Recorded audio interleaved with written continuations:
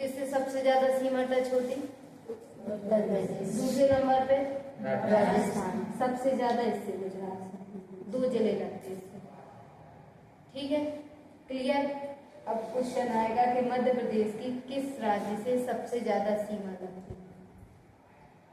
किससे लगती है? गुजरात। सबसे ज्यादा उत्तर उत्तर प्रदेश, सबसे कम गुजरात।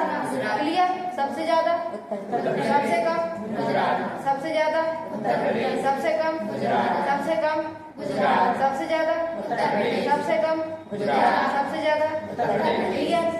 डाउट? अब है 1 नवंबर 1956 को बना था, बन गया मध्य प्रदेश। अभी आने वाला है मध्य प्रदेश स्थापना दिवस 1 नवंबर को, देखना प्रोग्राम होंगे। अब तुमसे कोई बोल दे यहाँ आके कि बताओ मध्य प्रदेश के बारे में, तुम लोग बोल दोगे कि नहीं? यही सब तो बोलना है। यहाँ कार्यक्रम करवाएंगे कॉलेज, हम बोलेंगे सर से तुम लोग पार्टिसिपेट करना, यही सब तो बोलना है तुम लोग को जो पढ़ा है। अब इस दिन क्या है, तुम लोग जब कॉलेज आओगी तो गाना बजता है, सुख का दाता सुख का साथी, यहाँ स्टेडियम में जाता है कोई, उस दिन देखना गाना ही बजेगा। अब क्या है, पढ़ाई क्या है, आप लोग जैसे यहाँ से कॉलेज अपने अपने घर से आए और कॉलेज आ गए, आप लोग अपने आँख और कान दोनों बंद रखते। जब आप कॉलेज घर से निकले तो आपने कितनी सारी चीज़ों को देखा, लेकिन हम उनके प्रति जागरूक ही नहीं है। अब जैसे आपको पता नहीं होता कि 1 नवंबर को मध्य प्रदेश स्थापना दिवस मनाया जाता, और अगर आपके बगल में भी कार्यक्रम होता रहता, कि आपको मतलब था? नहीं था ना, क्योंकि हम यही क्वेश्चन काय में आना है, पेपर में आना है। पेपर में वो लोग कैसे क्वेश्चन देंगे जो अपने कहीं ना कहीं उपयोग है, वो अपने पास सही नॉलेज नहीं, इसलिए अपन समझ नहीं पा रहे। यहाँ स्टेडियम में कार्यक्रम होता है 1 नवंबर को, देखना मध्य प्रदेश स्थापना दिवस मनाया जाता है, पूरे मध्य प्रदेश में कार्यक्रम होंगे, पूरे मध्य प्रदेश में। और यहाँ पे मध्य प्रदेश की जो धरोहर है, मध्य प्रदेश के बारे में ऐसी चीजें बताई जाएंगी जो मध्य प्रदेश को स्पेशल बनाए। अब तुमको सोचना है, जैसे हमने यहाँ आके तुमसे कह दिया चलो मध्य प्रदेश की स्थापना दिवस 1 नवंबर 1956 को हुआ, अब आपको यहाँ आके ऐसा बोलना है जिसमें मध्य प्रदेश की तारीफ हो, तो क्या बोलोगे आप लोग? बताओ अपने अपने दिमाग से, जैसे तुम खड़े हो क्या बोलोगे अपने अपने? तो जैसे हम हैं, अब किसी को मैम की तारीफ करनी या हाँ, अब किसी ने बोला क्या मैम अच्छा पढ़ाती, ये उसका दूसरा क्या बोलेगा मैम अच्छी लगती, तीसरा बोलेगा अच्छी तो ठीक है मैम चश्मा लगाती, सबका दृष्टिकोण अलग अलग है। ऐसे हमारा ये मध्य प्रदेश है, हमें ऐसा बोलना है कि मध्य प्रदेश की तारीफ हो या जो मध्य प्रदेश को विशेष बनाए। तो आप लोग बताओ आप क्या बोलोगे? जो आपको लगेगा ना वो विशेष बोलोगे। बताओ क्या पहले रिलैक्स होके, घबरा क्यों जाते? जैसे हमारे मध्य प्रदेश में ज्यादा है सोयाबीन के कारण, और मध्य प्रदेश में खजुराहो तारीफ हो सकती है, हो नहीं सकती। आपको करना है, आपको आपको अपनी बात ऐसी रखना कि सामने वाला आपकी बात से प्रभावित हो जाए।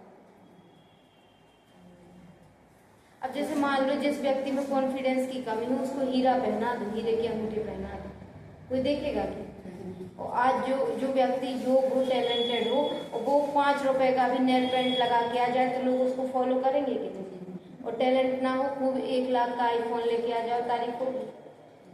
तो आपकी काबिलियत मैटर करती, यहाँ आके आप कैसा प्रेजेंट कर रहे हैं वो मैटर करता है। जैसे पढ़ा तो हमसे पहले वाले भी लोग रहे।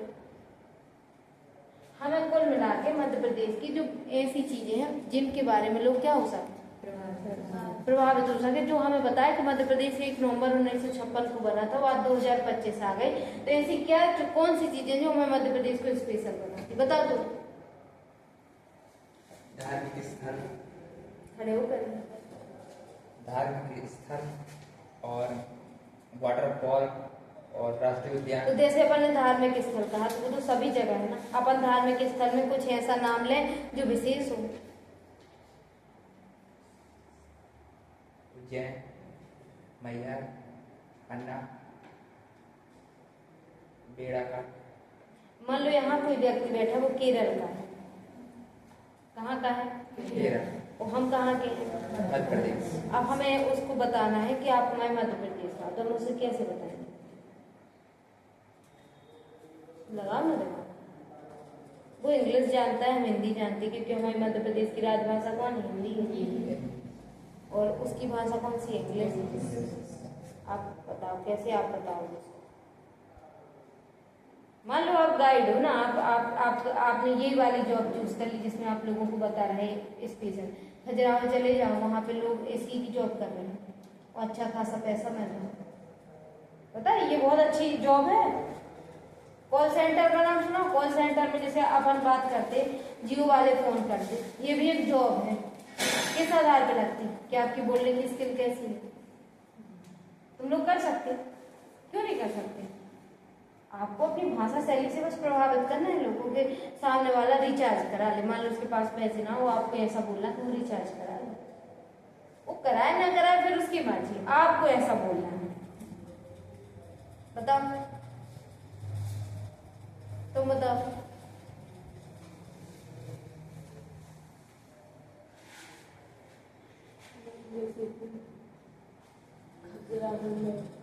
मंदिर 25 तो हमें पता है, तुम्हें भी पता है, क्योंकि अपन मध्य प्रदेश की। बैठ जाओ। सबसे पहले किसी भी चीज को बोला करो तो जो उसका परिचय दिया करो वही दमदार दे दिया करो। जब इंट्रोडक्शन इफेक्टिव होगा, सबसे पहले आप बताओगे कि मध्य प्रदेश जो है वो भारत का हृदय प्रदेश है। क्या है? हृदय प्रदेश। पहली लाइन आ गई अच्छी थी। मध्य प्रदेश को टाइगर स्टेट के नाम से भी जाना जाता है। यहाँ सोयाबीन का उत्पादन अच्छा होता है, इसलिए इसको सोया स्टेट भी कहा जाता है। ऊर्जा राजधानी कौन सी है? सिंगरौली। मध्य प्रदेश की प्रशासनिक राजधानी कौन सी है? भोपाल। सांस्कृतिक राजधानी कौन सी है? जबलपुर। मध्य प्रदेश की राजधानी जब 1 नवंबर 1956 में बना था तो कुछ लोगों ने कहा कि इसकी राजधानी जबलपुर को बनाया जाए। काय को? लेकिन पंडित जवाहरलाल नेहरू ने कहा कि काय को? भोपाल को बनाया जाए, क्योंकि भोपाल बीच में पड़ता था, सेंटर में। और जिस समय में भोपाल राजधानी बनाया गया था 1 नवंबर 1956 को, उस समय भोपाल जिला नहीं था, भोपाल सीहोर में आता था। काय में? सीहोर जिले में आता था। फिर भोपाल को अलग करके 1972 में जिला बनाया गया। तो ऐसे बोलना पड़ता है। फिर हमें बताना है कि जैसे हमारे यहाँ पे मध्य प्रदेश में अगर हम पर्यटन की दृष्टि से देखें तो खजुराहो सबसे ऐसी चीज है जो देश में नहीं है। कहाँ? कौन सी चीज? खजुराहो। खजुराहो जो हमारी ऐतिहासिक विरासत से संबंध रखते हैं, साथ साथ हमारी आज की जो संस्कृति उसको भी प्रदर्शित करते हैं। वो कैसे? क्योंकि चंदेल शासकों ने 950 से 1050 ईस्वी में खजुराहो के मंदिर बनवाए थे। जो मंदिर बने थे वो राजाओं के, जैसे अदर जो मंदिर बने हैं, जैसे आप साउथ में जाओगे, जब ये है हमारा इंडिया, यहाँ आप लोग कभी भी पैसा रहेगा आप लोग के पास, तो आप लोग साउथ के यहाँ के मंदिर देखोगे तो कहोगे हमारे यहाँ के मंदिर तो कुछ नहीं है। यहाँ के मंदिर सोने के बने हैं पूरे टोटल। जब तीरथ जाते ना लोग, तीरथ आधा टाइम तो मैक्सिमम यही गुजर जाता है। साउथ के मंदिर इतने अच्छी शैली से बने और साथ साथ उनका प्रशासन अच्छा है। लेकिन जो खजुराहो है, खजुराहो स्पेशल क्यों बनाता है? क्योंकि जो 950 से 1050 ईस्वी में मंदिर बनवाए थे चंदेल शासकों ने, उनने भगवान की स्थापना नहीं करवाई मंदिर से। जैसे किसी ने कहा खजुराहो के मंदिर, हमारे दिमाग में भगवान आते, लेकिन वहाँ मंदिर नहीं है। वहाँ एक है शंकर जी का मंदिर, ये अलग बना हुआ है। यहाँ फेमस इसलिए है क्योंकि उस समय पे जो राजाओं की जीवन शैली होती थी, किसकी? राजाओं की जो जीवन शैली होती थी, जो उनकी रानियां होती थी, वो लोग कैसे जीवन व्यतीत करते थे, उनको दीवारों पर उकेरा गया है। ऐसा लगता कि जैसे वो आज भी जी रहे हैं। तो जब जिसकी भी शादी आदि होती, नई नई होती, तो वो लोग यहाँ खजुराहो आते हैं। हाँ, मैं दूल्हा दुल्हन रहती, हाँ, जोड़ा से जाती है। समझ रहे है पुरानी चीज, लेकिन क्या प्रदर्शित कर रहे हैं? जो आज के जैसे नए जोड़ा होंगे, जो थोड़ी से मॉडर्न होंगे, खजुराहो जाएंगे। बच्चों का वहाँ कोई काम नहीं है, क्योंकि जो वहाँ के मंदिर है, वहाँ पे हमने जो राजाओं की दिनचर्या है, उनकी जीवन शैली, उसको यहाँ उकेर दिया हो। जब आप दीवारों में देखोगे ऐसे लगेगा कि ये बिल्कुल कनेक्टिविटी हो रही, डायरेक्ट जुड़ा हो रहा है। ऐसा नहीं लग रहा कि ये बनी है। इसलिए खजुराहो है, जो कि देश में नहीं है। मंदिर तो बहुत है, जैसे कलिहन का मंदिर है ना, लेकिन खजुराहो जितना फेमस क्यों नहीं? अब दूसरा आओ भीमबेटका। भीमबेटका में क्या है? टी.एस. बर्ड ने, किसने की थी? टी.एस. बर्ड कौन थे? ये अंग्रेज थे। जब 950 से 1050 के बीच खजुराहो के मंदिर चंदेल शासकों ने बनवा दिए और फिर वो खत्म हो गए। कब की बात चल रही है? इतिहास को 3 भागों में डिवाइड किया गया है, प्राचीन, मध्यकालीन और आधुनिक। अब जो हमारे खजुराहो के मंदिर बने थे कौन से में बने? प्राचीन काल में बने, चले गए चंदेल शासक बनवा के। उसके बाद किसी ने उस पर प्रकाश नहीं डाला। हमारे यहाँ आधुनिक में कौन आए? अंग्रेज आए।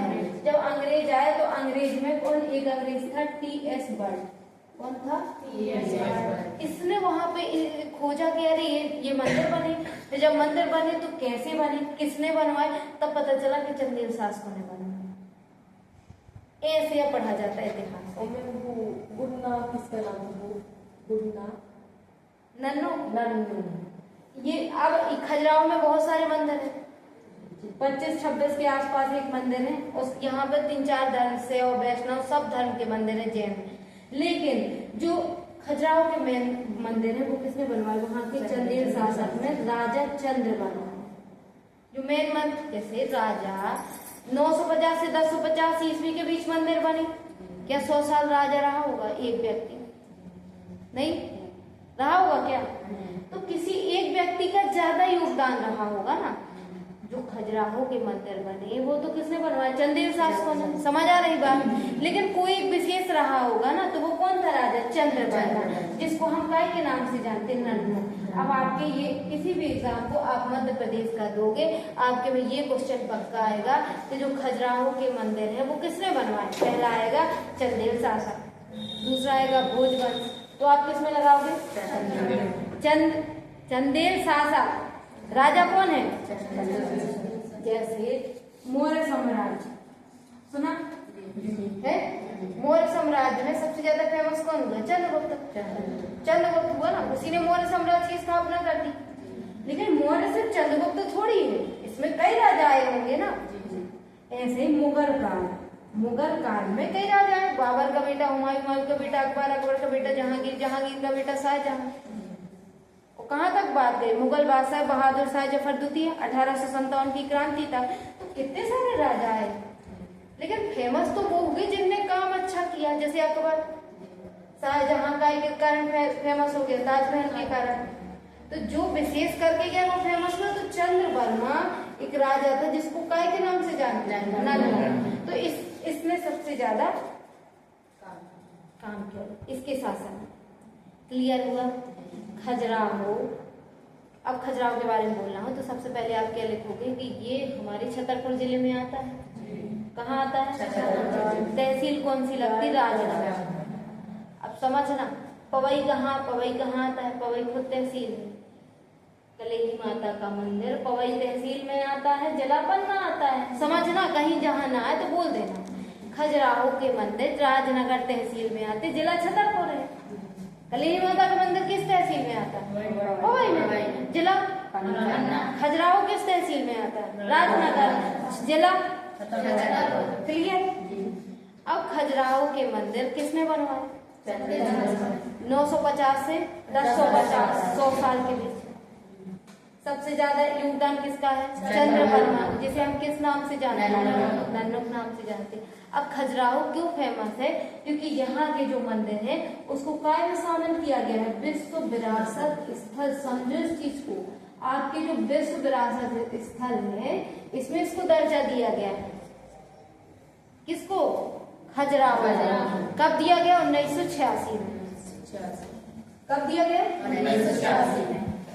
ये सब तो लिखना है तुम लोग को। कब दिया गया? 1986 में। अब अगली चीज क्या है कि यहाँ पर शैव, वैष्णव, जैन सभी धर्मों के मंदिर बनाए गए हैं। ठीक है? अब जैसे कलेही माता है, वहां पे सिर्फ हिंदू जाएंगे ना? जाएंगे? कोई जैन का मंदिर है क्या? कोई मुस्लिम वो है क्या? तो ये क्या है, यहाँ पे सारे मैक्सिमम 2-3 धर्मों के मंदिर हैं। अब इसके बाद जब ये प्राचीन काल में मंदिर बन गए तो खोज किसने की? टी.एस. बर्ड। उसके नाम ही से समझ में आ रहा अंग्रेज है, आ रहा है ना? टी.एस. बर्ड। अब बस याद कर लो खजुराहो के बारे में। सबसे पहले खजुराहो को विश्व विरासत स्थल में कब दर्जा दिया गया? खोज किसने की? अब जब खोज है तो बनाया किसने था? कब से कब? 950 से 1050। सबसे ज्यादा योगदान किस राजा के समय हुआ? जिसे हम किस नाम से जाना? नाम से। जो खजुराहो के मंदिर है वो कौन सी तहसील में है? और जिला खजुराहो के मंदिरों की खोज किसने की? अब आएगा मध्य प्रदेश में पर्यटन के बारे में लिखो, पहला पॉइंट डाल देना खजुराहो और ये पूरा लिख देना।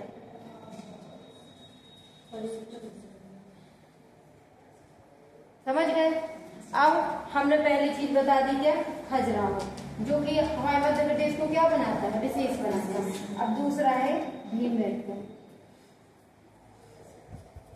भीमबेटका किस जिले में?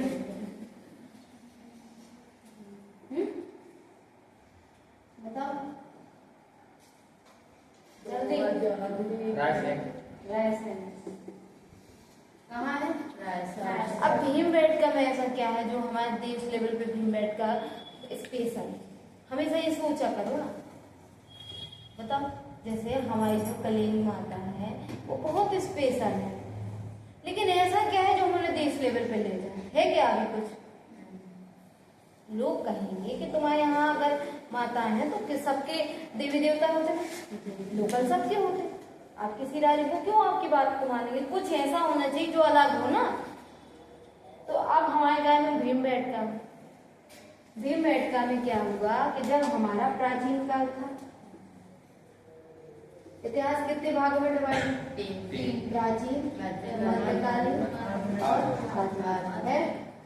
तो जब प्राचीन काल के लोग कैसे रहते थे, क्या करते थे, कैसे उनका जीवन चलता था, ये हमें कैसे पता चले? बताओ। क्योंकि वो समय पढ़ाई लिखाई थी नहीं, ठीक है। लोग पहले, आप लोग को पता है आदि मानव रहते थे, पहले वस्त्रों की भी खोज नहीं थी, पत्ता से जीवन यापन करते थे। फिर धीरे धीरे लोगों में थोड़ी समझ आई, पत्थर टकराए तो आग की खोज हो गई। पहले जाओ ना, तो ऐसे ही पहले के लोग कैसे जीते थे हमें कैसे पता चला?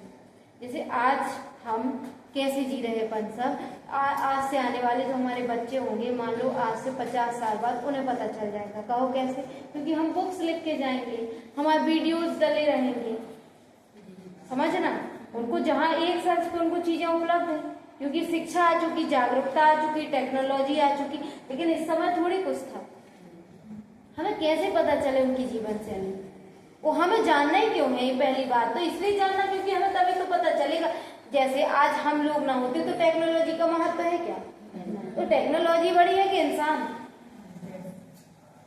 टेक्नोलॉजी बड़ी है कि इंसान? इंसान बड़ा है। इंसान है तो वो तो खोज कर लेगा ना। जैसे रोबोट समझते? रोबोट आज से समझ लो 5 साल बाद इंसान को ट्रांसफर कर रहा है। अब आपको इंसान की जरूरत नहीं है, रोबोट उसकी जगह ले लेगा। वो आपकी सारी बातें मानेगा। आप कहोगे पानी ले आओ, पानी ले आएगा, खाना कहो खाना ले आएगा, आप उसे कहो फोन कर दो चार्ज, वो चार्ज कर देगा। तो क्या वो इंसान की जगह ले लेगा? बताओ। एक मूवी भी तो बनी है ना इसकी, कृति सेनन की, उसमें रोबोट रहती है। क्या नाम उस मूवी का?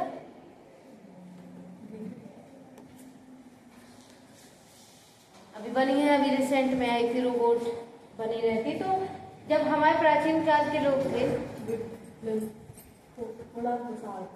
है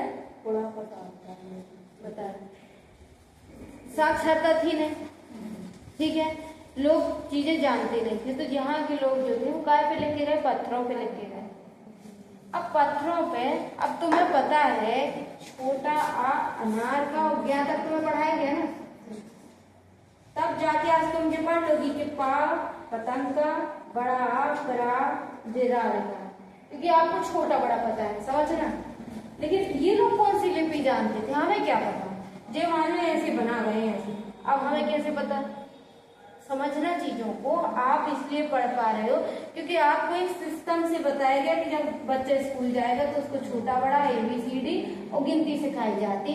फिर जब आप दूसरी कक्षा में आओगे तो आपको पहाड़ा सिखाया जाता, उल्टी गिनती सिखाई जाती। जब आप तीसरी कक्षा में आते तो जोड़ घटाना गुणा भाग सिखाया जाता। एक क्रम से चल रहा। अब हमें अगर मान लो कि जैसे आज से कोई पढ़ना चाहे, कोई अंग्रेज आए तो सबसे पहले उसको छोटा बड़ा सीख जाएगा तो वो अपनी भाषा पढ़ लेगा। लेकिन ये लोग कौन सी भाषा लिख रहे हैं हमें कैसे पता चले? क्योंकि ये लोग इनकी हमें कैसे पता चले? ये लिख के थोड़ी है, चीजें वैसे ही काम है। ये लोग ऐसे चित्र बना करते, उस समय पे ब्राह्मी लिपि चलती थी। अब जब भीमबेटका तो उस समय पे पाषाण युग था। पाषाण युग इसलिए इसमें पूरा पाषाण, जो भीमबेटका की स्तूप है यहाँ से हमें पता चलता है कि जो पूरा पाषाण काल के लोग थे उनकी जीवन शैली कैसी थी। क्योंकि जो भीमबेटका में आप लोग जाओगे वहां के सारे पत्थर है, वहां पे चित्र बनाए गए हैं, तो उससे हमें पता चलता है कि जो पूरा पाषाण काल के लोग थे उनका जीवन कैसे था। और ज्यादा चित्र ऐसे नहीं बने कि तुम ऐसे कहो ऐसे, ये प्रतीक थे उनके। तो इससे हमें पता चला कि उनके समय क्या क्या था। मान लो ऐसे बना है तो हम समझ गए उस समय बैल थे, और उस समय मान लो ऐसे ऐसे बना है तो हम समझ गए खेती होती थी। ऐसे हमें इसलिए भीमबेटका के जो पत्थर हैं वहां से क्या पता चलता है कि पूरा पाषाण काल के लोग कैसे जीवन व्यतीत करते थे। तो क्या भीमबेटका की जगह कोई ले सकता है? ले सकता है। हम कहते हैं भीमबेटका और पन्ना बराबर है। हमें इसको संरक्षित करने की जरूरत है कि इसको खराब करने? खजुराहो को हमें संरक्षित करने की जरूरत है कि खराब? आज से हमारे जो 100 साल बाद बच्चे आएंगे उनको हमें भीमबेटका या खजुराहो दिखाना चाहिए कि उनसे छुपाना चाहिए? दिखाना चाहिए। तो हम किस दिशा में जा रहे हो? हम किस दिशा में जा रहे हैं? बर्बाद कर रहे हैं ना। हम जाते हैं कभी भी और हम जाके वहां पे कितनी गंदगी फैला रहे हैं कि नहीं? आज मान लो अपनी कलई माता है तो हमें आने वाली पीढ़ी को बताना चाहिए कि छुपाना चाहिए? और हम लोग कर क्या रहे हैं? और छुपा कैसे रहे? क्योंकि हमारी जो धरोहर है उनका संरक्षण नहीं कर रहे हैं ना। हम काय में लगे? हम लोग लगे भौतिक सुख सुविधाओं में। क्या आने वाली पीढ़ी, आप जैसे मान लो अल्टो की जगह अच्छी कार आ गई, टाटा की ले लो या किसी की ले लो, लेकिन क्या भीमबेटका और खजुराहो के मंदिर आप पैसे से बनवा लोगे? अब है किसी में इतनी? जैसे ताजमहल हम कह रहे हैं कि